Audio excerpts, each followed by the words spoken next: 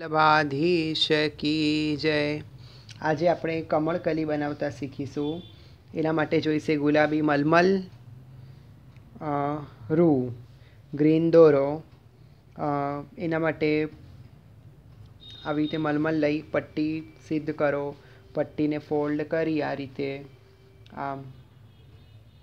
આવા નાના નાના ટૂંક કરી લો। ટૂંક કર્યા બાદ રૂ લેવું। જેટલી મોટી આપને કલી સિદ્ધ કરવી હોય એ પ્રમાણમાં રૂ લેવું।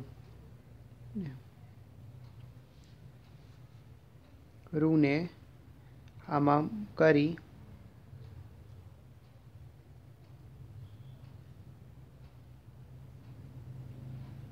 પોટલી જેવું કરવાનું આમ હે ને આગળથી થોડો હાથથી સેફ આપવો, કેમ કે આ મલમલ છે ને એટલે ઇઝીલી વળી જશે અને રૂ છે।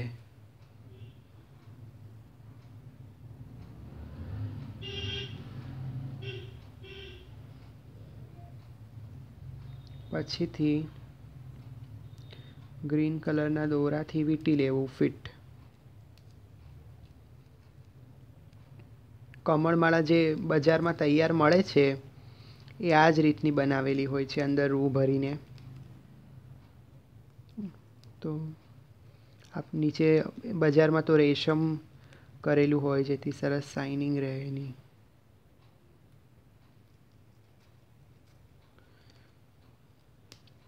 આટલી સિદ્ધ કરશો પછી આ બાકીનો જે ભાગ છે ને એને કટ કરી લેવાનો છે।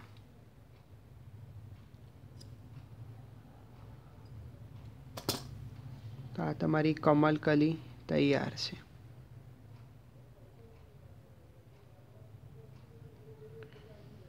અહીંયા મેં એક તૈયાર કરીને રાખી છે, એને પણ આપણે કટ કરી લઈશું।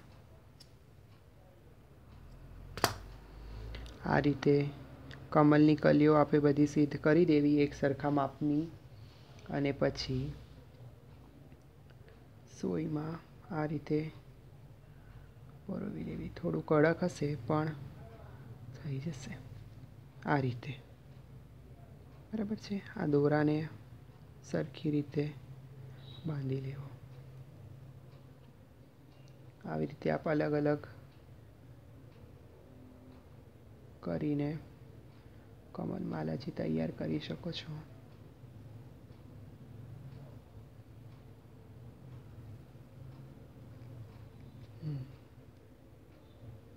થોડું ટાઈટ પડશે પણ પેલું રૂ ભર્યું છે ને એટલે થોડું કડક થઈ જશે। આ બજારમાં જે તૈયાર મળે છે ફૂલ, આ કુંડલ છે, તો આપ હવે ઝીણા ઝીણા ઘરે જ બનાવીને ઉપર એક મોતી લગાવીને કુંડલ કરી શકો છો। એ જ રીતે કમળ છડી છે, આ સર્વ આપ ઘરે બનાવીને ઠાકોરજીને ધરી શકો છો। શ્રી વલ્લભાધીશ કી જય।